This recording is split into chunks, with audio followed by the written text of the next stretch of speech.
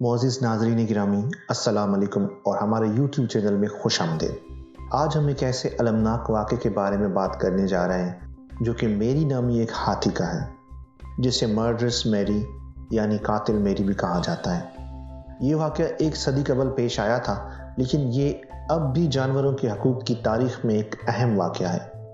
تو آئیے اس کہانی کا آغاز کرتے ہیں اور میری اور اس کی بدقسمتی کے بارے میں مزید اس ویڈیو میں جانتے ہیں۔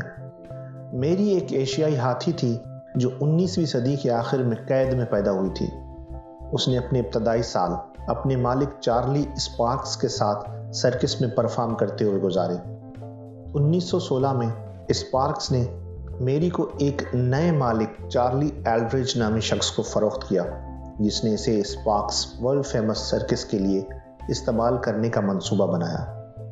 11 ستمبر 1916 کو کنگ سپورٹس امریکہ میں میری ایک پریڈ میں پرفارم کر رہی تھی جب اس نے اچانک اپنے ٹرینر پر حملہ کر دیا، جس کا نام ریڈ ایلڈریج تھا۔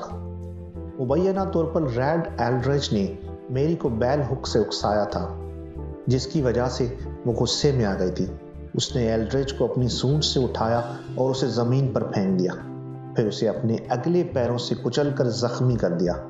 ایلڈریج اپنے زخموں سے جلد ہی دم توڑ گیا۔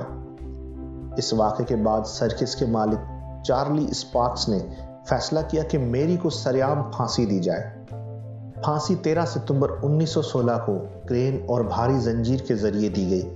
اس واقعے کو ایک بڑے ہجوم نے دیکھا، جس میں بہت سے بچے بھی شامل تھے، جو مبینہ طور پر اس بھیانک تماشے سے صدمے کا شکار تھے۔ اس واقعے نے جانوروں سے محبت کرنے والوں اور کارکنوں میں کافی غم و غصہ پیدا کیا، جنہوں نے میری کی پھانسی کو ایک ظالمانہ اور غیر ضروری تشدد کے طور پر دیکھا۔ اس نے جانوروں کے حقوق میں نئی دلچسپی کو جنم دیا اور American Society for the Prevention of Cruelty to Animals ASPCA اور جانوروں کی فلاح و بہبود کی دیگر تنظیموں کی تشکیل کا باعث بنی۔